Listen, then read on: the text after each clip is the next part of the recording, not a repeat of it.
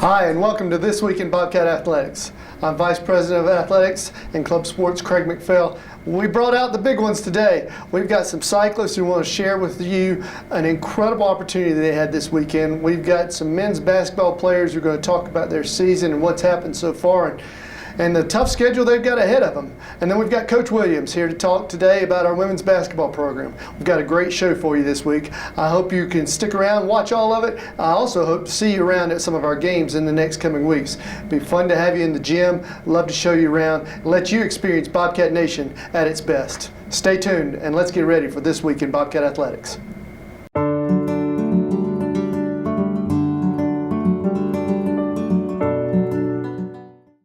Welcome to This Week in Bobcat Athletics. I'm Justin Perillo. I'm a student athlete here on the cycling team at Lees-McRae College, and today I'm here with Gunnar Berge and Cody Phillips of the cycling team. Guys, thanks for joining me today. Yeah. Thanks for having us. And last week you guys participated in a little event here where the cycling team delivered some books to kids. Cody, I know you spearheaded this operation. Yeah. Maybe tell us a little bit about what this program, Ride for Reading, is about. Well, at the beginning of the semester, our coach, Tim Hall, came up to me and presented me with an opportunity to run this program. And he kind of told me a little bit about it, and basically at the end of the day, it involved giving back to the community and getting kids excited about bikes and reading, which are two pretty important things in life. And so I took the opportunity and ran with it and organized this delivery, and it was pretty awesome. So basically, you guys got a bunch of books from everything, from donations and stuff, and you delivered them to kids, right? Yeah. So we didn't actually collect donations this time around. Ride for Reading had books already for us so that we could get the program off the ground quickly. But we took around 400 books over to Crossnore Elementary School. It's about a 15-mile ride, and delivered those books to 120 students, and actually donated the rest of the school for the school to use however they want. So that's a lot of books, that's a lot of weight. Yeah. Gunnar, you were kind of, Cody's a little injured here today, as you can see, but you kind of spearheaded the safety in the ride and all that kind of stuff. What exactly did that include? When we got there, we broke up into groups depending on which grade you were in, and some of the groups were getting their books, and the other grades were outside getting a safety lesson with us. Part of Ride for Reading's goal is to provide the students that we give the books to with education how to ride safely. We talked about making sure your bike's in operating condition, make sure your helmet's on, riding on the right side of the road, things just keep them safe while they are on their bikes. And so you guys taught the kids safety and everything, and you know, we're a lot of experienced riders here on Lees-McRae, but you guys also carried the books over as well, right? Yep, there was about 15 students who made the delivery, and we carried 400 books. All of them we carried on our backs and backpacks, so it made the ride a little bit more difficult. The way back was nice, but it felt really good to get there and know that we carried all the books there ourselves. I heard Cody might have overloaded a few backpacks. It was convenient. He had his cast on, wasn't carrying a backpack himself, so he didn't really think about how heavy he made them. We had to get the job done. He got to ride along, and you guys had to do all the manual labor.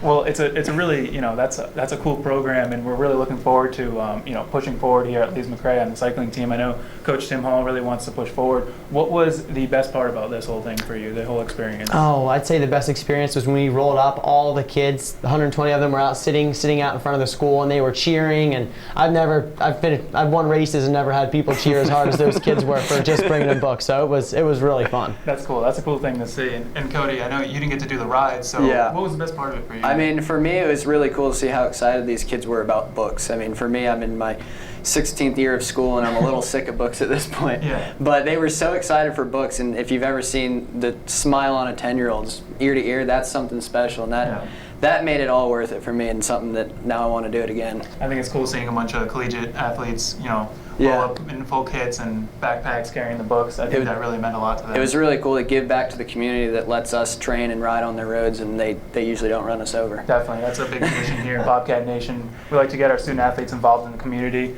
and this is just a great example of how student athletes here get involved.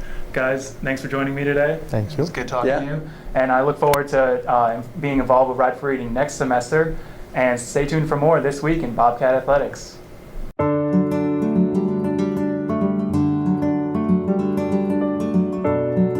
And welcome back to This Week in Bobcat Athletics. I'm Sports Information Director Chris Parker, here with head women's basketball coach Michelle Williams. Coach Williams has been with the Bobcats for 4 years. Welcome to the show. Thank you. Coach, this is probably one of the youngest teams you maybe had in your coaching career. Can you talk a little bit about your squad this year? It is definitely the youngest team that I've had in 15 years of coaching, either as an assistant or head coach. I really love my team though this year. They work really hard every day in practice.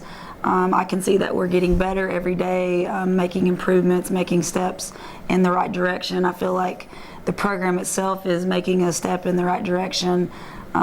It will probably have waves of up and down all year, but I think that if we continue to make steps the way that I feel like we need to go, I'm hoping that we will do what we need to do this year and have a successful season. You do have the one lone senior in Taylor Collins. How has she responded to the challenge, not only that you've put on her as a player, but her as a leader, kind of looking over all these young kids? She's responded well. She's stepped up. She's been very vocal. She's been playing very hard in practice. She's had a little bit of an injury bug right now, which overall we've had a little bit of a bite of the injury bug on our team. But Taylor's been really well, responded really well, and we're looking for her for leadership. She is our lone senior, and it's just one of those things where we're very young, freshmen and sophomores, and Taylor. So it's just up to her to kind of carry us in that aspect. You have a big transfer in Martha Maston coming from Mount Olive. She won't be able to play this year, but what has she been able to provide the team and the coaching staff, just kind of the knowledge of having played in Conference Carolinas for her previous 2 years? I think Martha brings a lot of experience, obviously game experience, a lot of leadership in the standpoint. She is a junior in the classroom. She will be a sophomore on the floor next year. She also has had some injuries. Yesterday was her first day on the floor, and it was really great to see her in uniform. She had a really good practice, so I'm excited to have her back in practice, to have her in uniform, to make us better as a team, and just to have her out there as, again, a leader on the floor and helping our young kids get better every day. Speaking of your young kids, they kind of got thrown into the fire. You go to a SoCon rival in Western Carolina for an exhibition. Score doesn't really reflect it, but you guys played them close for a majority of the game. Was there one player that particularly stood out for you in that contest? Yeah, I think Marquia Stacy, my freshman point guard, played really well. I felt like she handled herself as a freshman, especially at the point. As you guys know, the point guard is a very key spot, especially on the basketball floor. You got to have someone who kind of stays level-headed and runs the show, and she did a really good job. She had 14 points at that position. Alexis Ammons, also a freshman post player, she came in off the bench and had 12 points for us. So both of those kids, as freshmen, came in and played really well in their first game for us. So I felt like they did a really good job, and I think both of those kids, if they continue to do well and stay healthy, will have very good years for us. Well, you'll get to see them in action this weekend. You guys play both Friday and Saturday. Are you worried about your kids experiencing like any fatigue, or are they just going to be kind of so excited with adrenaline to get a regular season game in that they're just going to be able to ignore it? I'm hoping that they'll be able to ignore it. I'm sure that adrenaline will be running high. I think the first game, it'll be the first game of the season, regular season. Saturday, I would imagine fatigue may start setting in a little bit, second half. But I'm hoping that, again, that we can kind of bounce back. I feel like that they're in good shape, and I'm hoping that the kids, that we can just, bounce back and start playing well and just have a good showing. I think that both games are very winnable games for us if we play well and stick to what we do well. It's just a matter of, playing our game and doing what we do. And final question for you, Coach. You played Western in the exhibition. You get two SAC teams this weekend, then you get LMU later on. How is this going to help prepare you guys for the Conference Carolina slate that starts, I believe, in late November? Well, obviously, SAC teams are, I feel like, good competition. They're regional opponents. All three teams are SAC opponents, and I think that they will compete very well within their conference as well. And so I think seeing those regional teams will help us get ready for our conference opponents. Our conference, I feel like this year, will be balanced. Right. I think that you'll always have those teams at the top that we'll have to fight for every year, but I think it's going to be more balanced this year than it has in years past. And so I'm hoping that we will get ready for conference play by playing these regional opponents and getting ready for that conference play. All right, Coach, thanks for spending some time with us. Coach Williams and the Bobcats are going to travel to Greenville, Tennessee to take on Tusculum and Mars Hill this weekend. And they will be at home against Lincoln Memorial the following week. And we'll be back shortly with This Week in Bobcat Athletics.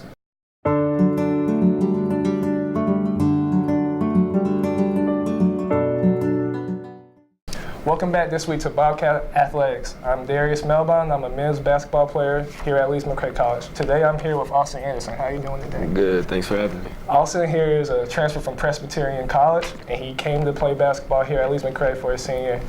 Austin, what influenced you to actually come to Lees-McRae to play basketball this year for your senior year? The biggest thing was probably the relationships with the coaches. Back at PC, or Presbyterian College, wasn't the greatest fit. Coming to Lees-McRae, having the coaches with open arms and you guys with open arms helped out a lot, so it made it easy. And the school, coming off a 15-win or 16-win school record last year, so they look like they're in the right direction. So it was a good fit for me, I thought.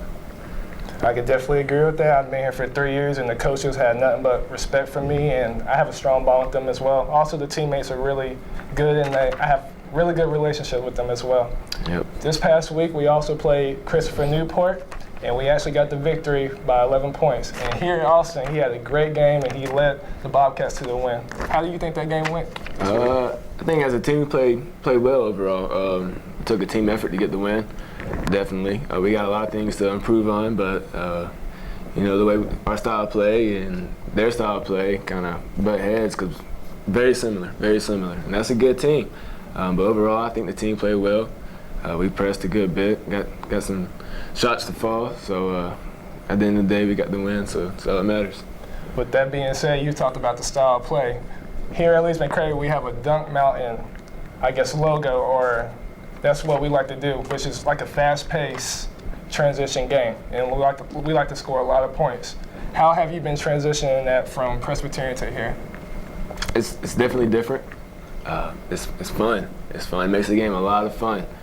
But I'm used to kind of slowing the game down, get the ball in the post. But here, you just go. You press, you get the ball, you pitch it ahead. You just running the whole time, and it's hard for defenses to settle whenever you get in transition buckets and steals, stuff like that. So Dunk Mountain kind of is our motto in a way, so we can fast-pace the game.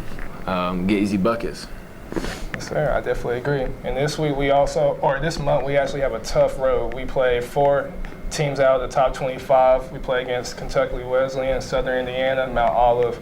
And this week, we actually play against LMU. So it's going to be a very crucial point in the season. If we come out on top, we actually can be ranked for the first time in history. So this is very big.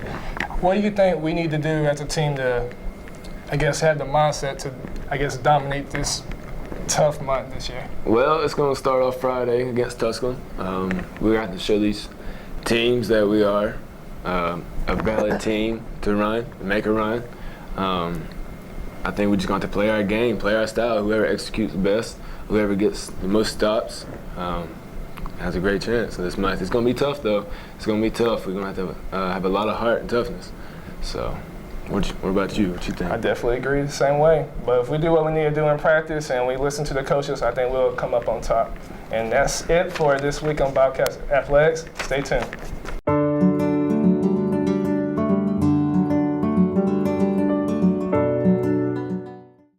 And welcome back to This Week in Bobcat Athletics. Once again, I'm Chris Parker. We're just going to recap the week that was and look to the week that will be.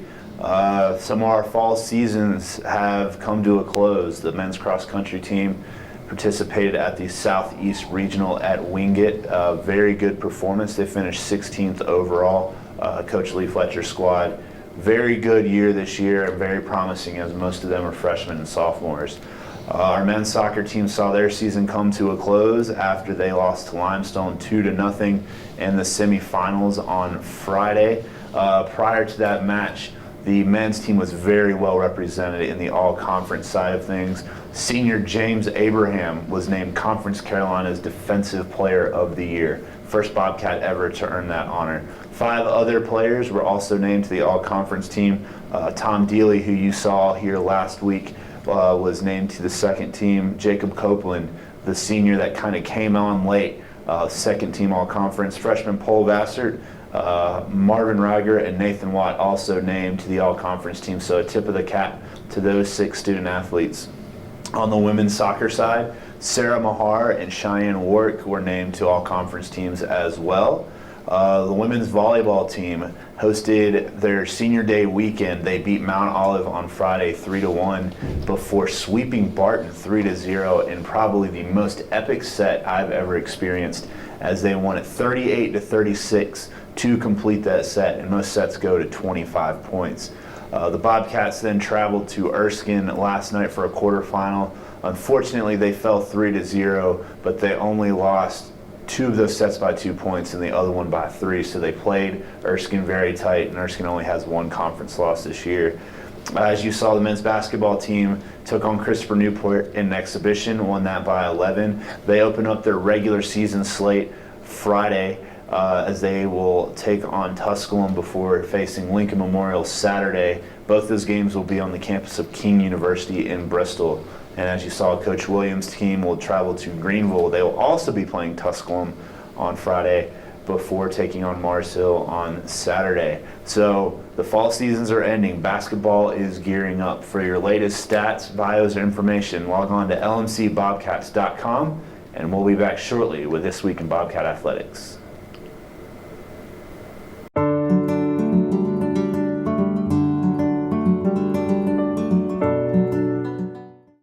Folks, you have seen what makes Bobcat Nation so special. The Ride for Reading program, our young men who represent our college in the green and gold with such incredible passion, the outstanding leadership that our coaches have. I want you to take this as an open invitation. Come by the gym. Take a look and see what all we have done. Take a look and see who we are, what we've become. I am telling you, there's 1,000 alumni in the high country. You have got to come by and see what incredible process we've been doing, the progress we're making, but more importantly, the young people who wear the green and gold. Those are young men and women who are making a difference. Now, the reality is we need you to make a difference. If you can't give financially, come give some of your time and your talents. I know we could benefit from it, because I'm telling you right now, today's Lees-McRae is better than yesterday, and you're a part of it. And I want you to become a bigger part of it. So please, see what you can do to make Bobcat Nation an even stronger one. Thanks, and have a great week.